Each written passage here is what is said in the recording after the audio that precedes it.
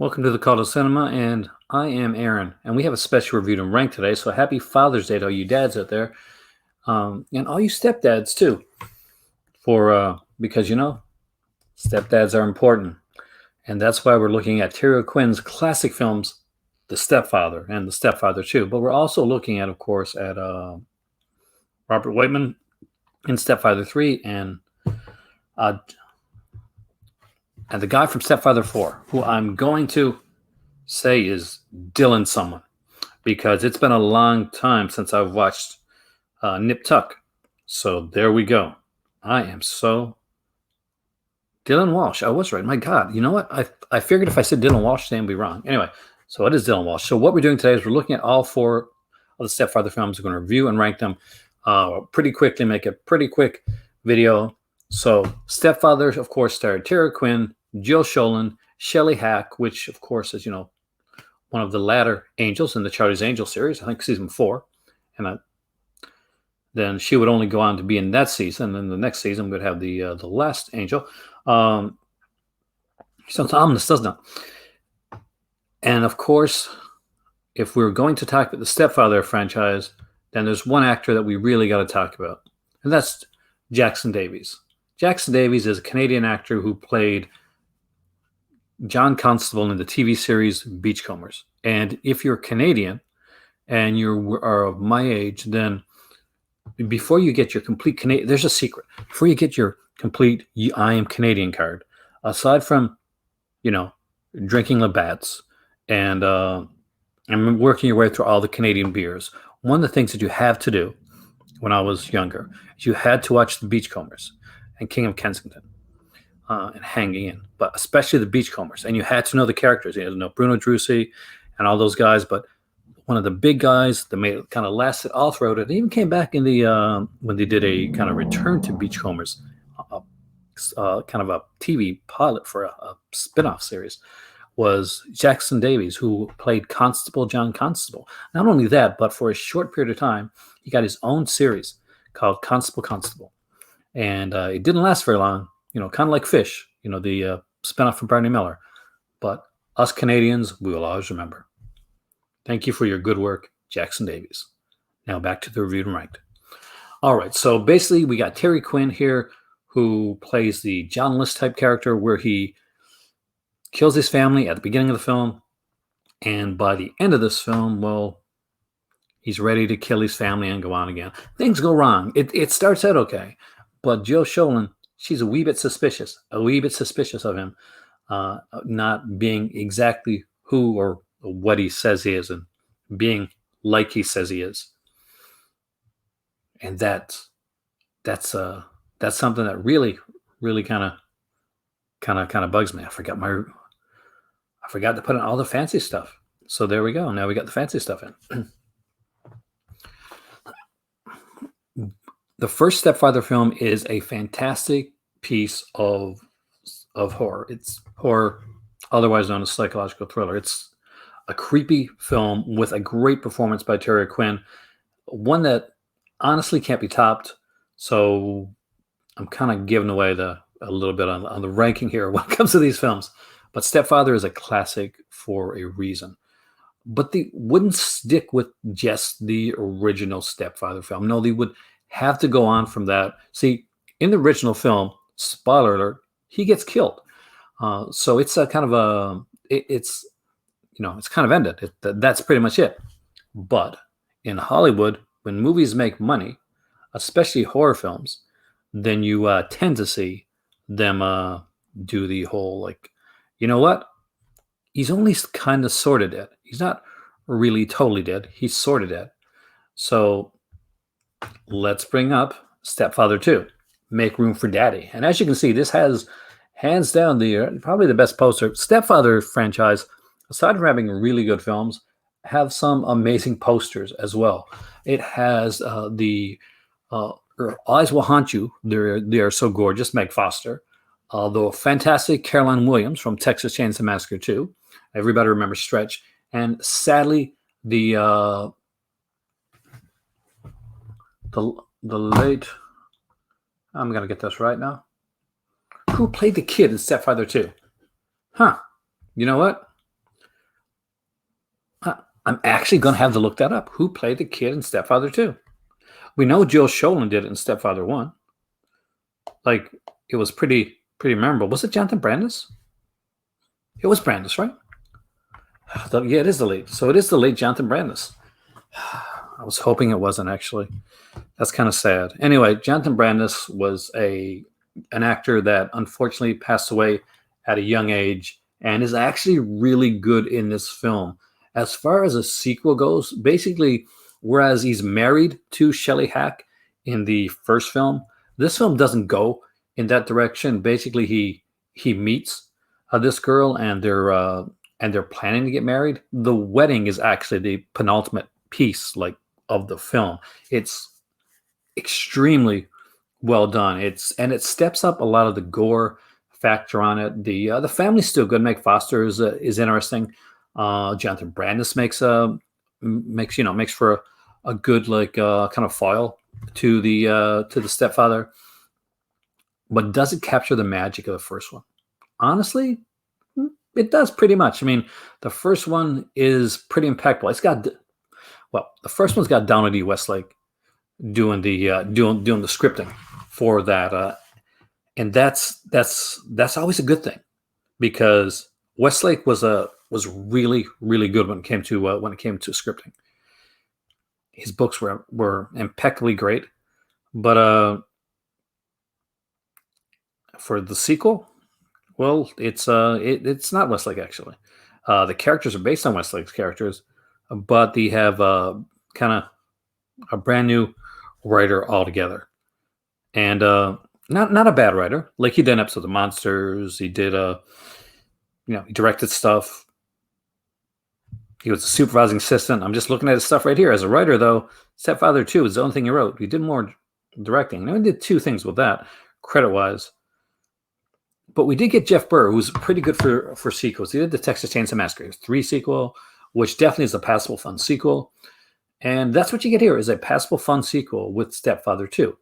Amping the gore, amping up. But you know what? At the end of the day, aside from the gore aspect of it, and Carolyn Williams' character is a very suspicious, it's a very suspicious one, then I really don't remember a lot about Stepfather 2.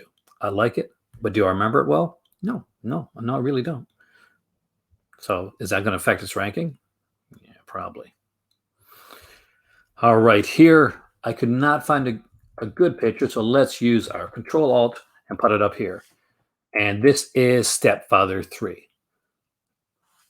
If you're noticing that the face on there is not Terry Quinn, then congratulations, because you're right. It's not Terry Quinn, actually. Sadly, it's Robert Whiteman. Now, don't think this doesn't have a good cast, though. We get, like, Susan Hubley, Priscilla Barnes in the main role. We got, like, the late John Ingle, who's actually another fantastic actor who played on General Hospital and a lot of soap operas, and he was, like, an acting coach himself as well. This is directed by Guy McGarr. If that name sounds familiar, it kind of ties in to Severin sale day, because Guy McGar's Retribution is coming out from Severin here, and during the big sale. It's a bit of a pricey one. It's around $35, but something to look into. And yes, this is a way to tie this into the Severin sale. So in a way, this is a Father's Day video, and it ties into the Severin sale as well. It has I think it has some of the same writers as does it have any same writers? Guy McGarr actually wrote it. So there we go. How is it? Well, Robert Whiteman is probably best known for being that other John Boy. So yeah. See, there's a series called The Waltons back in the day, and it was like super family, like, series. And Richard Thomas played the character of John Boy, which he's famous for it. If you mention the character John Boy, that's who people think of. That's who people remember. But he left the series after a while, and there was another actor that played the character of John Boy, and that would be Robert Whiteman. And he's pretty white. But how does he do? Well, one, they put his face on the poster for Stepfather 3. But see, at the beginning of Stepfather 3, the stepfather is actually like he gets plastic surgery. So it goes on for around the first 15 or 20 minutes of the film without it being acknowledged at least, or seeing the guy that's playing the stepfather without makeup on. And I'm not joking. He's wearing like clown makeup in the first scene where we see him. But it kind of comes across like they're not wanting to reveal his face right away. I'm not sure if they were doing it like, is he stepfather or is somebody else stepfather, or they just wanted to wait a while on the actual reveal of the face. Because one thing that happens when you change your face in Stepfather 3 is you become taller and you become younger, which happens in this film right here. Because Whiteman looks at least much younger and much taller than Terry Quinn. Story wise, well, he meets a girl, he marries her, and her kid, who is in a wheelchair. I actually remember this one pretty well, to be honest with you. There's a sequence where he thinks the kid should be walking, so he tries to like take the wheelchair away from the kid and make the kid walk. Doesn't work. Doesn't He's not totally wrong though, because the kid actually does walk later on in the film when he needs to. And the film has him pretty much like falling in love with another girl while he's with the first one and going into the other family, because the other family is he thinks the other family is fantastic, and he starts to woo this other family while he's still with her. I'm not quite sure that would work in the psychology of the stepfather, because if he wants the perfect family, it's usually only after the cracks in the family all come together and he actually kills the family that he goes on and starts over again. The concept of him like going with two families simultaneously is an interesting concept, but I'm not quite sure if it works totally with the psychology of the character. But maybe I'm reading a bit too much into this. As far as the sequel goes, is it good? It's okay. It's better than you would think it would be. It's cheesy fun, and it is a film that has a wood chipper in it, and it uses the wood chipper. So it's always a plus, always a big thing there. And the remake. All right, that's yeah. So Dylan Walsh from Nip Tuck stars in the remake, along with Penn Badgley, of course, who is Gossip Girl, and of course You, which is a favorite series of mine. I think it's fantastic. And Amber Heard, who is in a lot of bikini outfits, because I'm sorry, Amber Heard is gorgeous. She is. She really is, and that is shown off by the director of this film. We also get Celia Ward in this one as well, and some other people that Paige Turco, who's the second April O'Neil, and of course she acted on All My Children as well. The first April O'Neil was with Judith Hogue, but yeah, it's got some decent actors, and in all honesty, Dylan Walsh from Nip Tuck seems like a good choice for for the stepfather, because he has that dad look to him. Trust me, I know having a dad look is like. Um, and he does, and even in the show Nip Tuck, he did have like he was a bit of a jerk. Actually, he really was actually his character. And is supposed to be the more likable one, more likable than Julian McMahon. But I digress. I think Julian McMahon is actually a much more likable character because he's honest about who he is. But this is not a Nip Tuck review. Um, but Dylan Walsh was perfectly cast in this role. I don't think it was miscasting. Actually, Penn Badgley's not bad either. But I think it would have done it a bit better if maybe Amber Heard would have been the daughter rather than just the girlfriend character, because there are too many kids in this one. We got like there's a younger son. There is Penn Badgley, who just came back from military school. There's a daughter, which there's a daughter. Sadly, not a lot of scenes with the kid. Like the one scene with the young kid we remember is because he's playing like what's he playing, Burnout or something like that. Anyway, but he's playing it too loud, so Dylan Walsh gets really upset, goes in and kind of like backside chokes the kid to turn the game down, and this ends up like being a big deal. And one of the many things that gets found out within the film. It's okay. It's not great, and its ending is sequel bait, but it's definitely lesser in the whole franchise. So how do they rank? Like, it's actually probably one of the easiest reviewed and ranks I've ever done. Because in fourth place, we're gonna put the reboot. The reboot was missed opportunity, like right across the board. When they cast Dylan Walsh, I actually had like hope for the reboot because unlike a lot of people who really hate on like the Prom Night remake because it's by the same writer and director as the Prom Night remake, that PG-13 one where everybody flipped out because it was PG-13, and I really didn't care. I thought it was a passable film. It wasn't horrible. People tended to overreact when it came to that one because the word PG was in there. But I had J.S. Cardona wrote this. I was like, okay, I'm okay. I'm he did an okay job. The Prom Night film wasn't like everybody's bag. I kind of dug it a bit for like a very dark film. But yeah, so they did the reboot, and this one actually, I think I'm going to be honest with you. I like this less than the Prom Night remake, and the Prom Night remake. After going back and watching it again, I actually like less than the first time I watched it. So not a good sign. But fourth place, great cast, woefully misused, and yeah, no Camp 10 races being whistled, which was like kind of like his trademark throughout the first three films. I know that they're rebooting it, and maybe they're doing their own thing, but they could have had something kind of different in there. He's too suspicious, outwardly suspicious as the stepfather. There is a wait a minute. Who am I here? Moment. But in the film, but it doesn't pay off because we've already seen him just act way too outwardly suspicious. He had a basement like place in the original film where he would go down and he would kind of like do some woodworking, and if he got upset, let his anger out there. Nobody was there to see him, except for Joe Sholon in that one sequence. But in this one here, it's just right out in the open. He's like taking a real estate sign, a for sale sign. He's like badgering it in as people are coming by, looking totally psychotic. And he's always suspicious. He's never not suspicious. At the very least, he seems pervy. At the very least, at the very most, he seems psychotic, and not just when he's supposed to seem psychotic.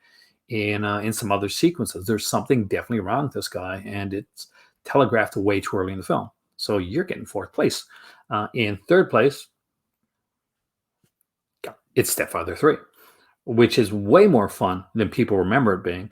Robert Whiteman does a good enough job. Obviously, he can't do the Terry Quinn role. He just can't. It's not the same actor. There's a different vibe to it. That being said, he does the best at what he can, and he has a solid backup supporting cast, which really does help out the film. And honestly, this almost got second place over Stepfather 2. But I think that you would come after me with pitchforks if I did that. So we're gonna put a third. There you go. I might be a little bit more two in my heart, but we're gonna put a third. And for the other reason, because wait a minute, no, shag that. Stepfather 2, Meg Foster, Jonathan Brandis, Carolyn Williams. I love Carolyn Williams, by the way. She's an incredible lady. Love her acting. It's going third. It's going Stepfather 2, you're going third. Stepfather 3, congratulations. I am staying true to me. I'm putting you in second place because you know what? You're a lot of fun. You know exactly what you are. Stepfather 2 does have Terry Quinn. It's got Meg Foster. It goes over the top gore. It does exactly everything that a sequel should do. So maybe it should be in second place, but I'm going to put it in third. I want to be controversial here. I'm pushing the limits. I'm pushing your boundaries. Stepfather, which puts Stepfather 3 in second place because why? Because it knows exactly what it is. I'm kind of rethinking about getting that retribution now. That actually, I'm kind of curious about that new film now. Guy McGuire knows exactly what he's making. He's making a Stepfather sequel without Terry Quinn. Not an easy job to do. Not at all an easy job to do. And that leaves first place with, of